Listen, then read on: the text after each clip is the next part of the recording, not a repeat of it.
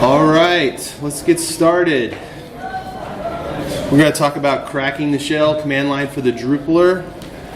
And first of all, before I get into this, I just want to thank you all for sticking around to the end of Bad Camp. It's really weird that I'm talking from behind y'all. But the nice thing is that now I can see if y'all are goofing around on your computers. So just keep that in mind. I can see what you're doing.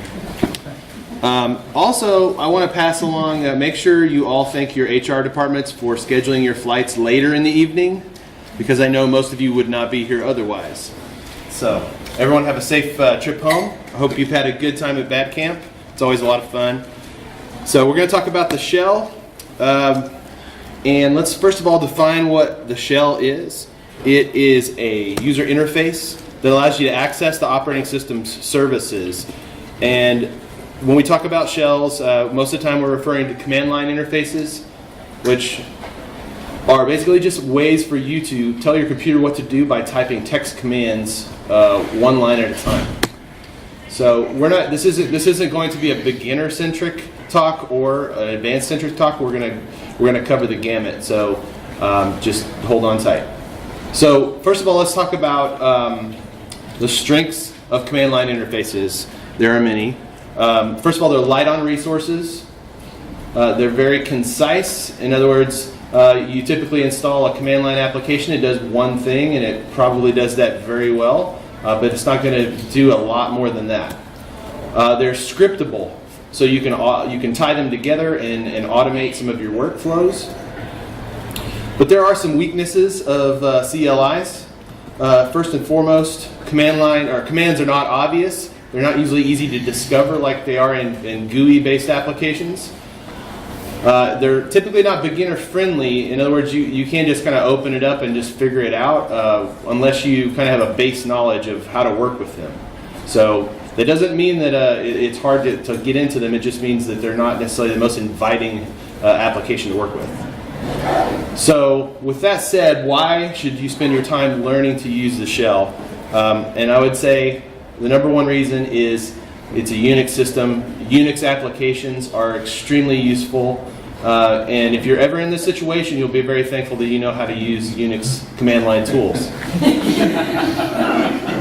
So, secondly, Unix systems have won the war of computers, in my opinion, and this is backed up by Wikipedia, so we know it's true. Most of the computers that are running the internet are Unix or Unix-like systems. So the nice thing about learning command lines and Unix utilities is that they're going to be useful and available probably longer than we will be. So you're not wasting your time learning how to use a Unix-based command line interface. And that's very important, as I've been doing development for about 10 years now, and things I learned the first couple of years I still use every day today.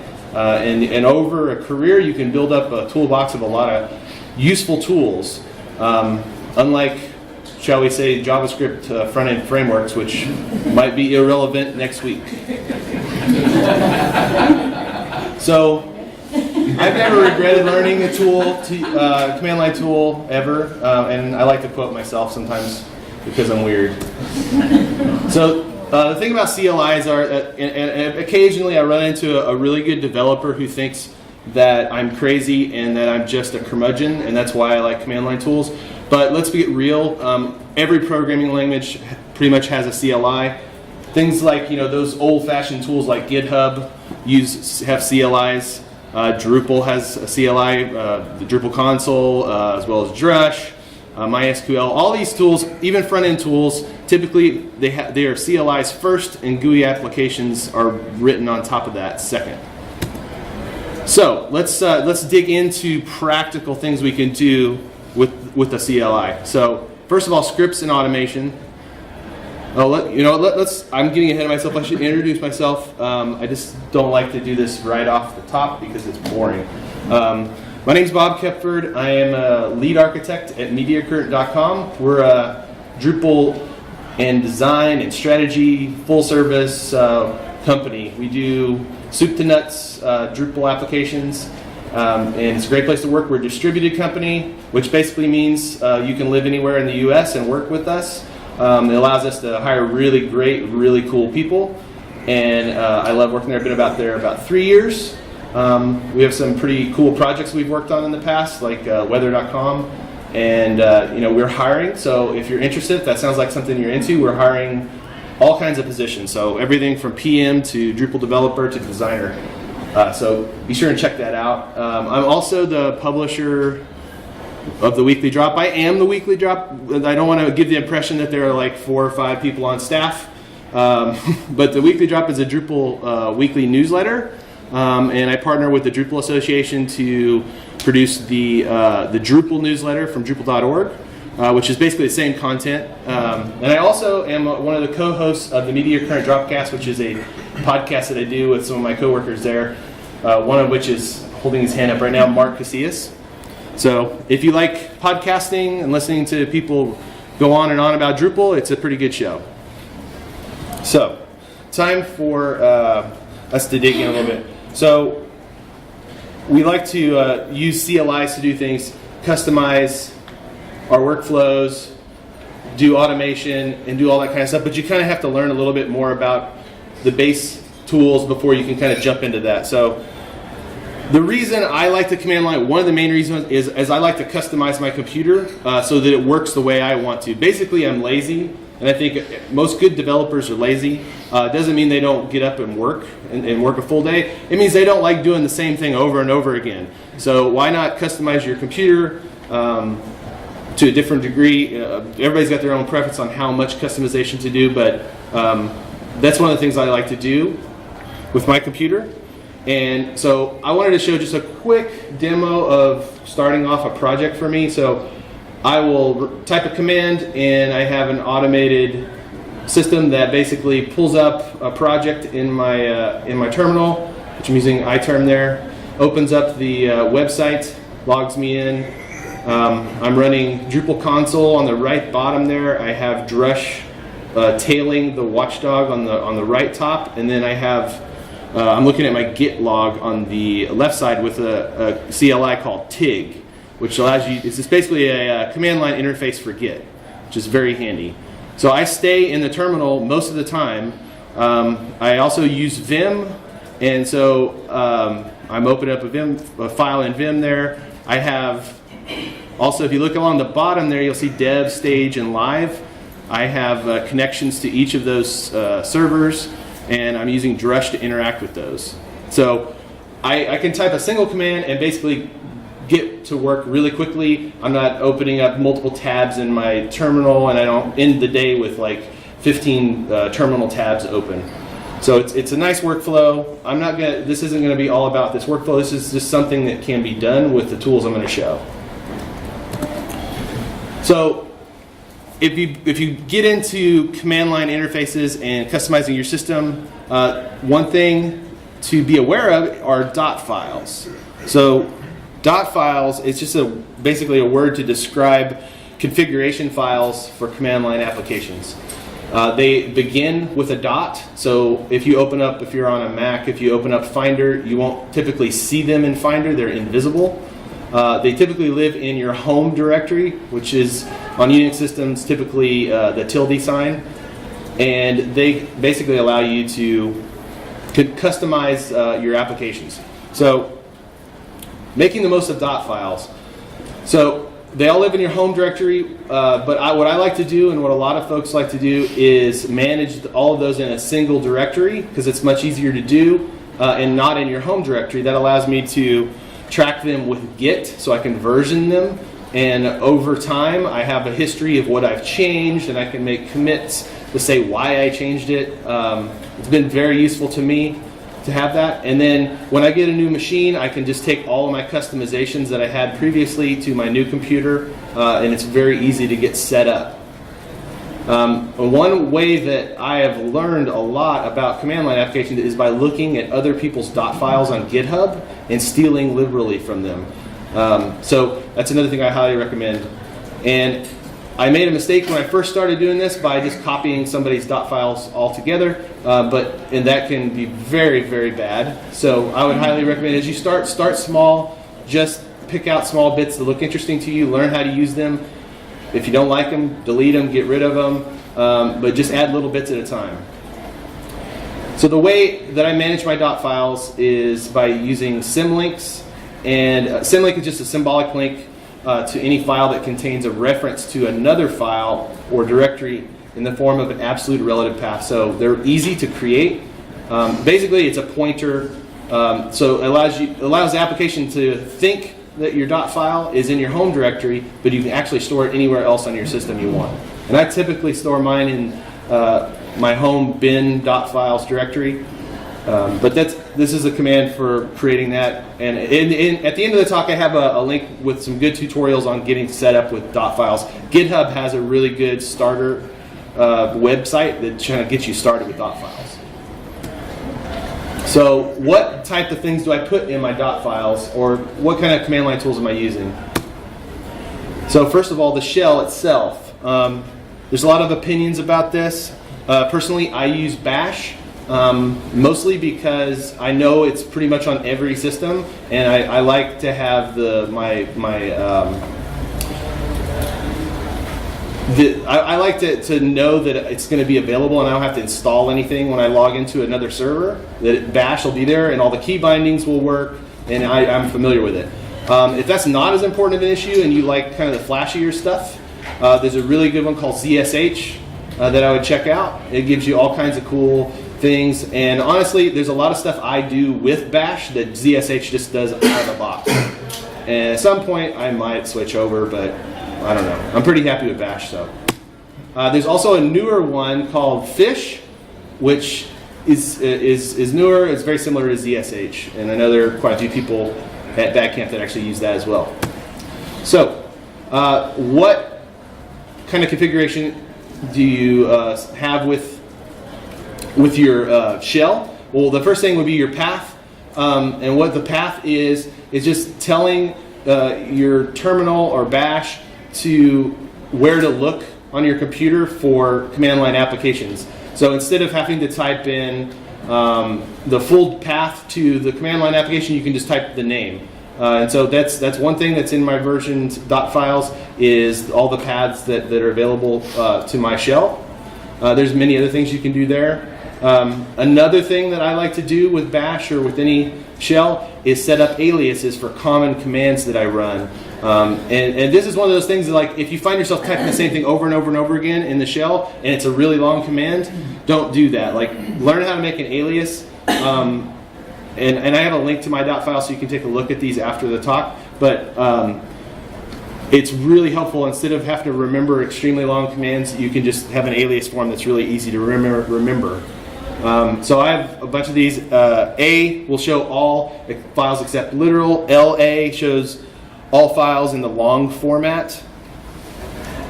Then I use L mostly, but L dot shows only the dot files, and then the L command just basically shows, it's like my default, like it's the way I like to see a list of files. But there's all kinds of things you can set up aliases for, git commit, git commands, all kinds of things. Another useful thing with bash or any shell are functions. So this is a really useful one that I use called take, and it basically does it's two commands. So it takes an argument. What it does is it makes a directory for me. It will make actually a tree of directories. So I'm going to create multiple directories, and then it will cd or change directory into the deepest directory. So basically I created 3 directories there, and then I'm in the directory, the deepest one of that. So you can do all kinds of crazy stuff with bash functions, but I found that one's pretty useful. And so there's a lot to be done there. Another thing that you can configure with these dot files, besides the shell, is the secure socket shell, SSH. And we all are using that, and we're not using FTP, right? Please do not use FTP.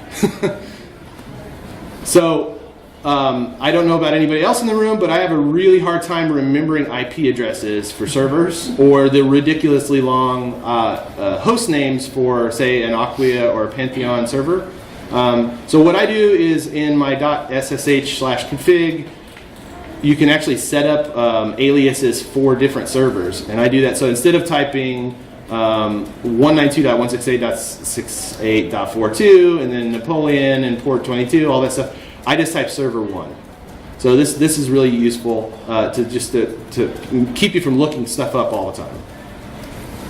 But make sure you do not put your SSH configuration on GitHub. Big mistake. So don't version that. Just keep that local. So let's talk about Git. Git is a command line first tool. There are many GUIs for it. I'm not going to say much more than this. Just don't use a GUI unless you really know what you're doing and you know what your GUI is doing. So I'll just leave it there. Learn to use the commands first. If you have to use a GUI, please learn to use the CLI first so you know what's going on. Because most GUIs for Git hide a lot of complex stuff from you, and they might do things you're not expecting. Of course, the CLI might do things you're not expecting if you don't read what the command does. But I find it much better to use the CLI for Git. So Git is very configurable. If you don't have this file, like you can create a .git config file in your home directory. You can set up your default editor for Git commits. So if you don't like Vim, you can change it here. You can say Nano, or you can say Sublime Text, or PHP Storm, or whatever you want to use as your default editor. You can set that here. You can set up all kinds of defaults, like a default git ignore. You can set colors. You can do all kinds of stuff in this file. So this is where you can go to GitHub and actually look at other people's Git configs and say, oh, that's really cool, and I'm going to drop that in my config. You can set up aliases. I've kind of have a problem with these aliases. I probably need to prune this down a little bit, but over time I've had to type some really long Git commands or look them up on Stack Overflow. So instead of that, I just basically put them in here and then and use this. So there's a bunch of different shortcuts I have for aliases that are useful. So here's an example. So git log. I use git LOL, and that gives me a prettier log. I use git LL as well. And so you can just kind of play with these and come up with your own things that Git commands that you like to use. And instead of having to remember the really long version of it, you can always look it up because you'll have it in your config file. But it's useful to efficient at least to have shortcuts for this. One of the other cool things about Git is that you can ignore files, and we probably are all familiar, any of us that are familiar with Git at least, are familiar with the .ignore, or .git ignore file in the repo. So if you look at it, like the Drupal project has a .git ignore file in the repository. You can also set one up on your machine in your home directory so that you don't see, like it basically applies to your whole system on your computer. The one at the bottom here, the /excludes file, is the one I find that a lot of people are not aware of. So on your local machine, you have a instance of the Git repo you're working in. And you maybe you added some files that you really don't want to add to the git ignore for the project, but you don't want to have to see that in your git status every time you're running a git command. You don't want to accidentally commit it. Well, you can create a file in your .git directory that basically excludes files, and that file is ignored by Git. It won't be added to the repo. It'll just be for that instance of the repo. So just on your computer and just that specific repo. I find that very useful. Like if you want to use, for example, let's say devel module. If you want to use that on your machine, but whoever you're working with doesn't want it in the repo, this is a really easy way to just exclude it on your machine. And then you don't have to add it to the git ignore. Another cool thing that you can do with Git are you can work with Git hooks. Now Drupal has hooks, which basically hook into some of the actions that Git does. So it's a way to customize Git. It's like there's hooks for Git commit, there's hooks for pull and push, and basically before those happen or after those happen, you can do things. One thing, like the pre-commit, is very handy, is to do code linting with that. And my pal Andrew Riley wrote a really cool Drupal site pre-commit project, which basically does a bunch of code linting and best practices, and that runs before I do a git commit on my local machine. And I just have a hook in my repo that allows me to do that. A post commit is also can be very handy. I have a couple examples here, and the first one just basically gets the git log message in a pretty format, and then passes it over to a journaling application I use to kind of keep track of what I've done every day.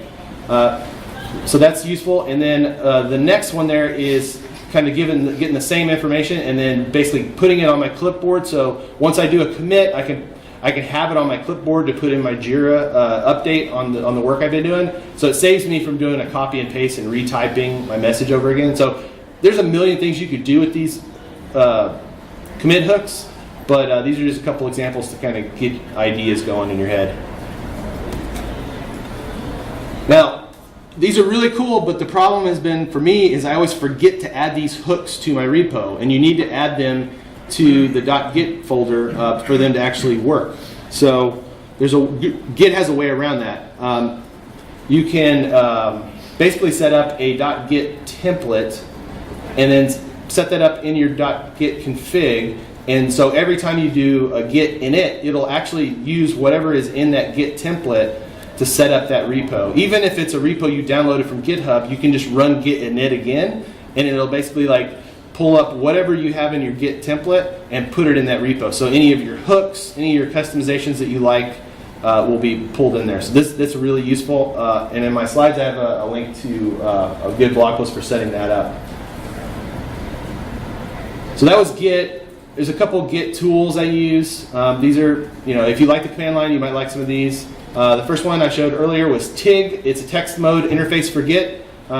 So instead of me jumping out of the command line to look at a Git diff or to stage work, I can just stay in the command line and use this tool. So let's look at a little quick demo of it. So I'm actually doing basically a Git log and looking at different commit messages, and then I can go and see what was changed on that commit. So I can investigate my repo and the history of it. It also allows you to stage work. It allows you to do diffs between different branches. As you can see here, basically I'm getting ready to stage some changes I've made.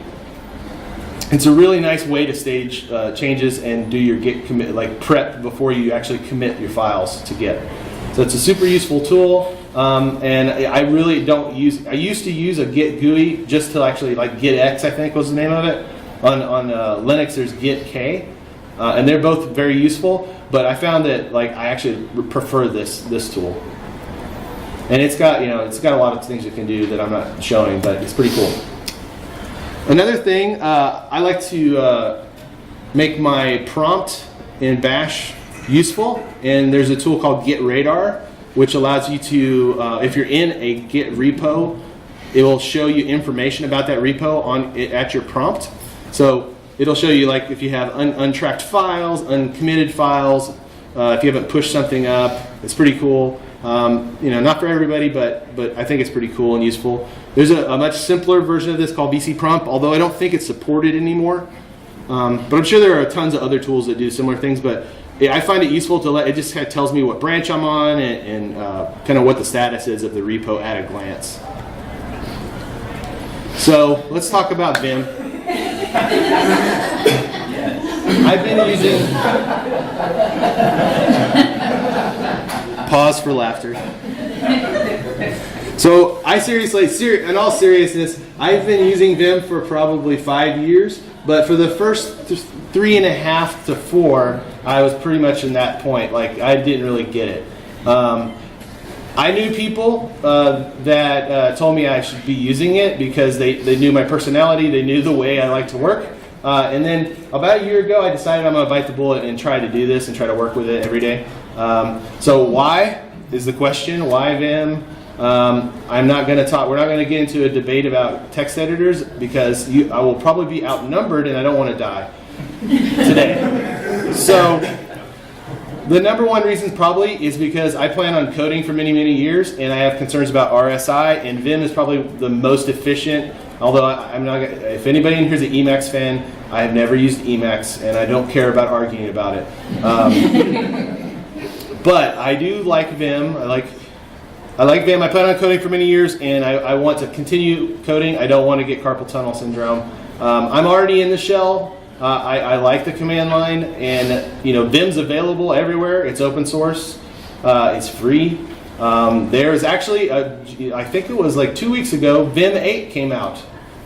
So believe it or not, Vim is still relevant. Vim is still alive and well. It's not a perfect project. We won't go into that. But it is a very useful tool. And it will never die, just like cockroaches. If we have nuclear holocaust, there will still be cockroaches in Vim. And also, I love using the keyboard. So you're going to ask the question, can Vim do fill in the blank? The answer is yes. So I use a few plugins with Vim, and I'm not going to spend a ton of time on this, but most people just think of Vim as VI and very sparse, and a lot of people like that. But if you're like me, I was coming from Sublime Text and PHP Storm. I needed a few plugins to kind of augment Vim a little bit to be more like I like to work. First one, file management is called Nerd Tree. I'm actually not using this anymore, but I needed it at first just to get comfortable because most editors have a project tray. But now I've kind of gone off of that. I don't find that useful, but this is very useful. It's basically works very similar to Sublime Text. So it allows you to manage your files and create new files, move files, all that kind of stuff from inside Vim, and it works really well. Another plugin is called Control P. It's a fuzzy file finder. Besides files, it'll search through your open files, your tags, and all kinds of things. And basically, you just hit a leader and a shortcut, basically, and you can start typing the name of a file, and it'll search through your whole project. And it's a fuzzy file finder. There's not much more to say. It works really well. It's fast. It's another thing that Sublime Text does well. That I think most people that use Vim use something like this because it's extremely useful, especially in Drupal, which has quite a few files if you haven't noticed. We use Git every day, and I've found this plugin very useful. It's called Fugitive. It's a Git wrapper, and it's awesome. It allows you to basically run almost any Git command from inside Vim, like git blame, for example. This is just a good one to demo. But I can basically go through and see the commit history on the current file based on the line, all kinds of crazy stuff. You can stage your files. You can do diffs. I don't have a demo of this, but this is one of the very useful things. You can actually split a file and look at the diff between two different commits right in Vim. Very useful. You can stage changes and do resolve merge conflicts in Vim. All very useful.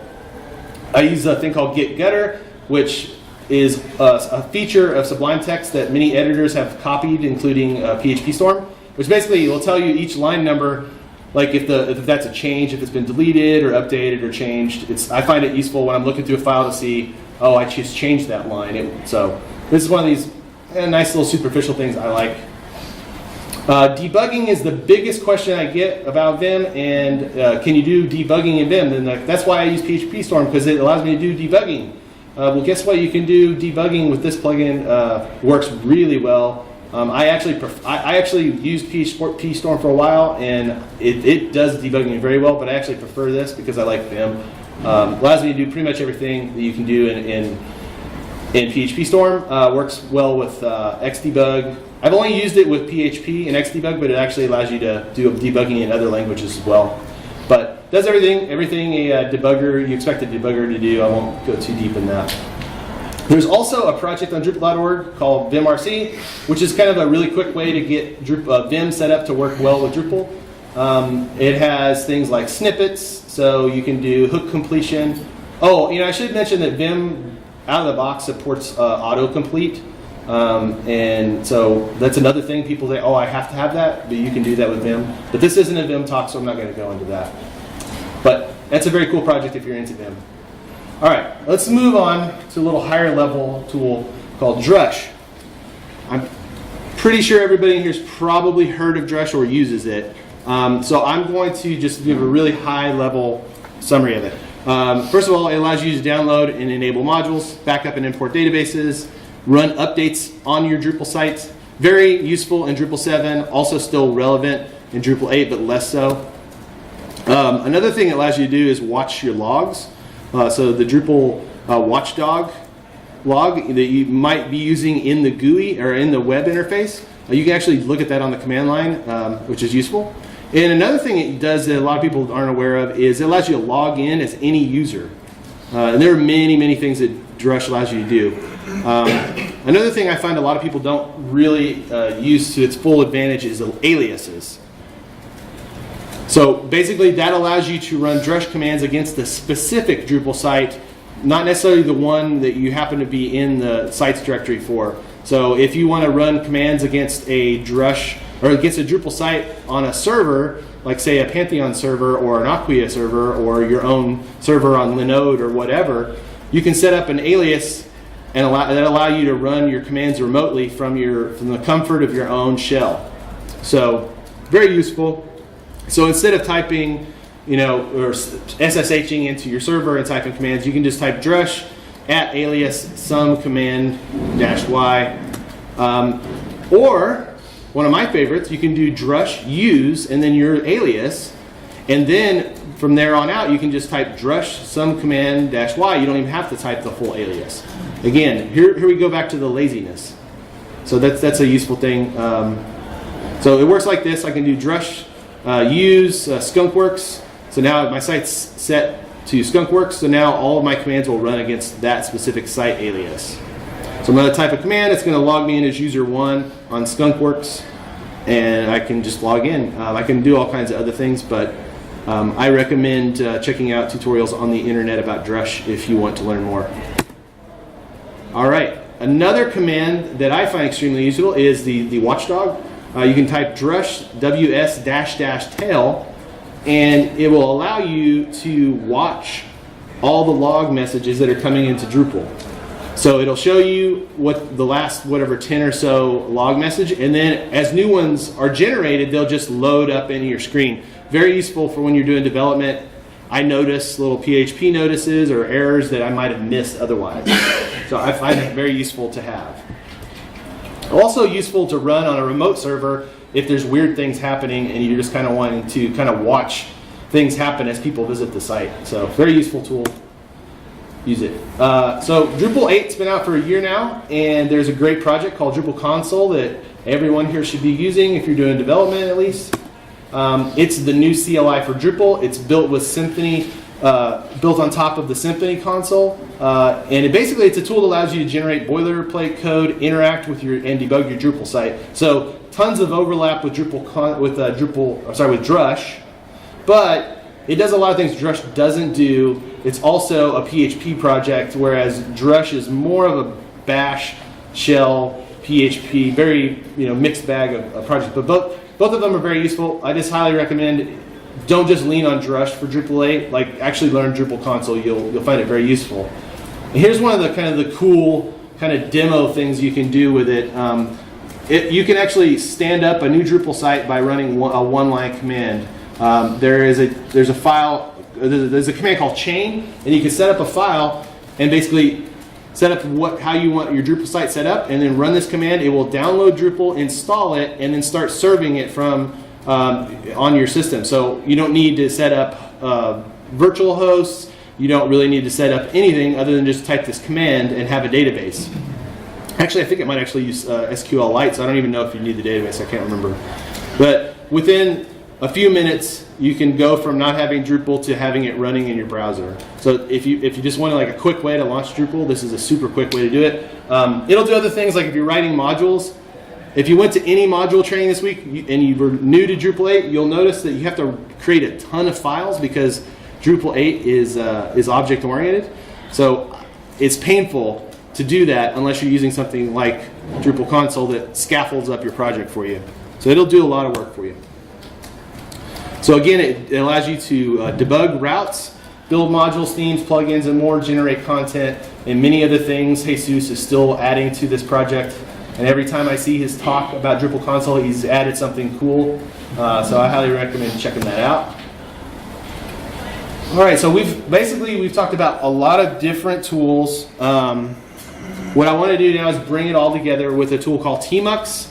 Tmux is a terminal multiplexer. So if you noticed earlier in the demo, you can see the terminal and then the screen was split into different panes. That's Tmux. It allows you to basically split your screen instead of using tabs like you would in iTerm or in Terminal. You can just use Tmux. And Tmux will run on pretty much any system. So it allows you to detach and attach terminal sessions. So you can start a Tmux session and then like close the terminal application, and instead of losing where you were, it'll still be there running in the background. It allows you to isolate your terminal session. So if you ever have worked on multiple projects at the same time or needed to switch back and forth, it'll allow you to have, you can set it up so that you have different terminal sessions for each project or thing you're working on. I'm sure all of us only work on one thing at a time. We never play around with new technologies. And if none of us have actually accidentally typed the wrong command in the wrong terminal, I know. So this helps a lot with that. So it also allows you to lay out your terminal sessions based on your project's needs, which is very useful. So Tmux has basically 3 different components: sessions, windows, and panes. And we'll go through them one at a time. So a Tmux session is basically a connection, or it's a session. So I'm going to start one just to kind of demo this. So now on the right, you see I have a Tmux session going. I'm running htop, which is telling me what resources are running on my system. Then on the left screen, I'm actually going to attach to that session.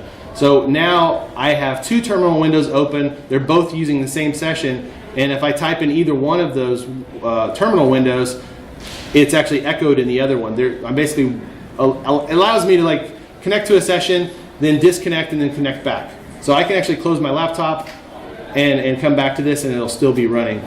This is very useful. This is the main reason why people use this on servers, because you can install this on your server, run a long command, and then you not worry that your connection getting disconnected is going to like totally kill what you're working on. But I find this actually useful for local development, and you'll understand more when I get to these next couple steps. So the other concept are windows. So think of windows like you think of tabs in most applications. So at the bottom, basically these are windows that I've created within Tmux, and I can switch between them and run different commands on each of them. I can rename them. So I'm going to name this one the one on the right, server. The one in the middle, I'll name it, what did I name it? Editor, something like that. And I can run different tools and commands and easily toggle back and forth between them. And this is all wrapped inside of a Tmux session.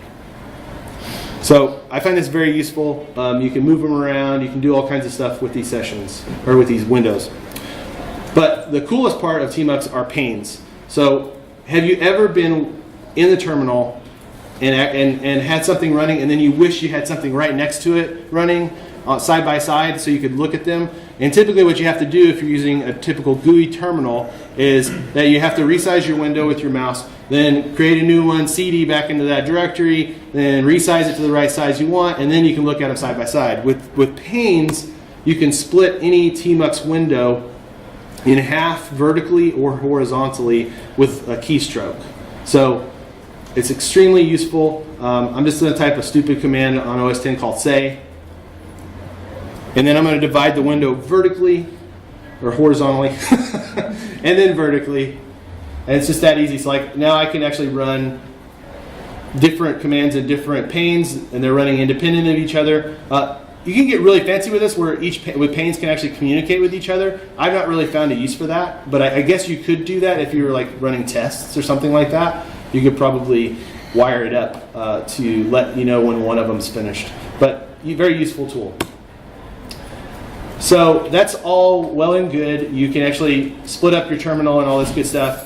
But it's a lot of work to do that, especially when you kind of know how you want it done.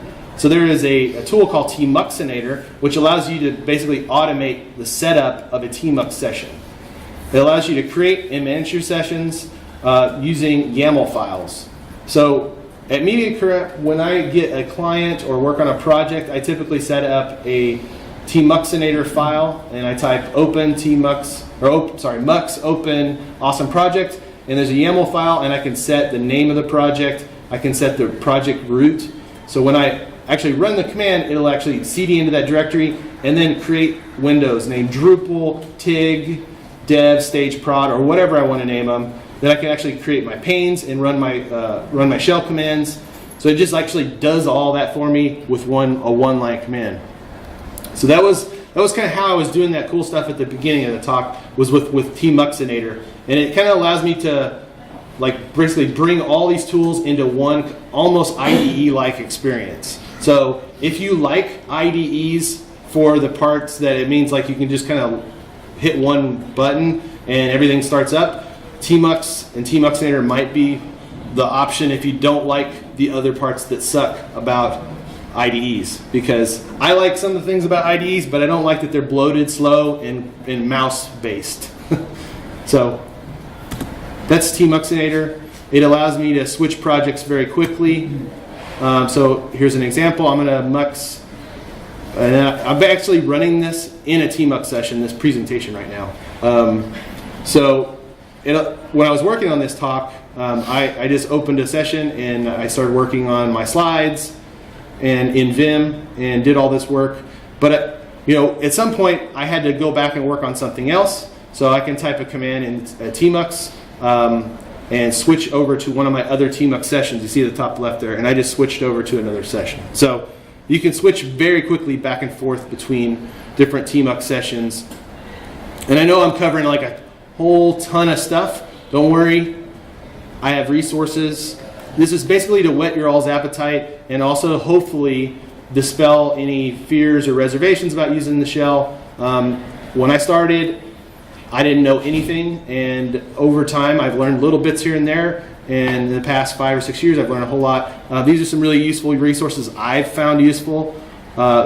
This first page, the next one, a bunch of Git resources I find extremely useful, and I'll link all of these on the slide, on the session page after today. And if you're interested in resources about Vim, getting into that, I highly recommend Vimcasts. And there's also a YouTube video called Learning Vim in a Week. It's really good. And for Tmux, I wrote a blog post on MediaCurrent.com that kind of helps you get set up with Tmux and Tmuxinator. So if that sounds cool to you, go check that out. And then there's a couple of courses that are really good on Tmux that give you a crash course. So I want to thank you all for coming. Hope you've enjoyed Bad Camp, and hope to see you all again soon. One last note before we have time for questions is if you want a sticker for the weekly drop, I have some stickers here at the back. Just feel free to help yourself. But thank you all. Any questions?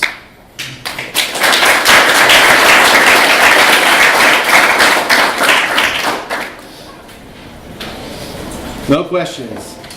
That was a great tour. Command screen? Screen? Using screen and stuff? Tmux replaces screen, Right. basically. No, I don't use screen. Well, that's not true. I do use screen because it's installed everywhere. And if all I need is just to keep something running on a server, I will just use it. Because I'm lazy, I don't want to install Tmux. But yeah, screen, I should have said that actually.